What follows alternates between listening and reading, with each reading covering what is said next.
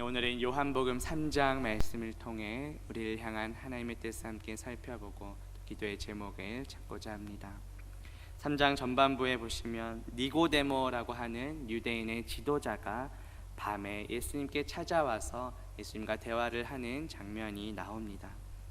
니고데모는 예수님께서 행하셨던 그 표적을 근거해서 예수님이 하나님께로부터 오신 선생이라고 말합니다. 그러자 예수님은 거듭남에 대해서 말씀하십니다. 3절에 보시면 사람이 거듭나지 아니하면 하나님의 나라를 볼 수 없느니라고 말씀합니다. 니고데모는 이 예수님의 말씀을 오해해서 사람이 어떻게 다시 태어날 수 있는지를 묻습니다. 그러자 5절에 보면 예수님께서는 사람이 물과 성령으로 나지 아니하면 하나님의 나라에 들어갈 수 없느니라고 대답하십니다. 니고데모가 어떻게 그러한 일이 일어날 수 있는지 묻자 예수님께서는 이스라엘 선생이면서 어떻게 알지 못하느냐고 물으십니다. 그러면서 14절에 보면 구약성경 민수기 21장 내용을 참고하여 이렇게 말씀하십니다. 모세가 광야에서 뱀을 든 것 같이 인자도 들려야 한다라고 말씀하십니다. 예수님께서 참고하신 민수기 21장은 어떤 내용입니까? 이스라엘 백성들이 애굽에서 탈출하여 출애굽했을 때 그 광야에서 먹을 것이 이제 떨어지게 되자 하나님과 모세를 향하여 원망하게 되었습니다. 그때 하나님께서는 불뱀을 보내어 백성들을 물게 하십니다. 백성이 모세에게 뱀을 떠나게 해달라고 기도를 부탁합니다.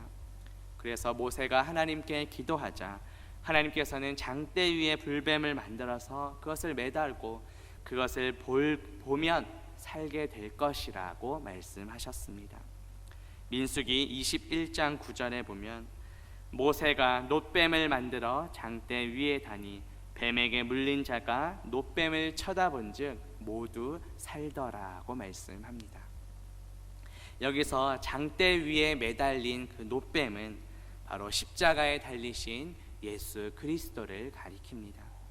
예수님께서는 모세가 광야에서 뱀을 든 것처럼 자신도 십자가에 달려야 할 것을 말씀하신 것입니다. 그 이유가 무엇입니까? 본문 15절에 보시면 이는 그를 믿는 자마다 영생을 얻게 하려 하심이라고 말씀합니다. 예수 그리스도를 믿는 자마다 영원한 생명을 얻도록 하시기 위해 예수님께서는 십자가에 달려 죽으신 것입니다. 이어서 나오는 16절은 매우 유명한 구절입니다. 복음의 핵심이 담겨 있습니다.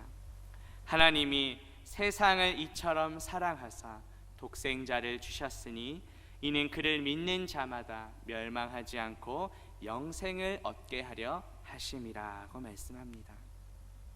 하나님께서 독생자를 보내신 이유가 무엇입니까? 바로 세상을 사랑하시기 때문입니다. 이 세상 안에 우리 모두가 포함되어 있습니다.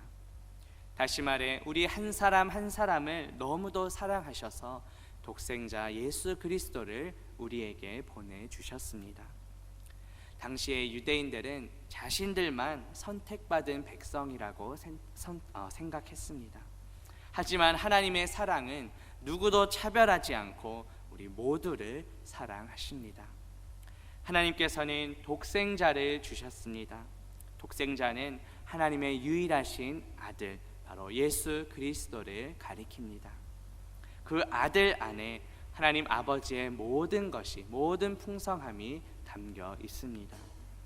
하나님께서 독생자를 주신 목적이 무엇입니까? 그를 믿는 자마다 멸망하지 않고 영생을 얻게 하려 하심입니다. 예수 그리스도만이 우리의 유일한 소망이십니다. 예수 그리스도를 믿지 않으면 우리는 모두 멸망할 것이라고 말씀합니다. 그러나 예수 그리스도를 믿는 자는 누구든지 멸망하지 않고 영생을 얻게 됩니다. 따라서 우리는 예수 그리스도를 믿어야 합니다. 그렇다면 믿는다는 것은 무슨 뜻일까요?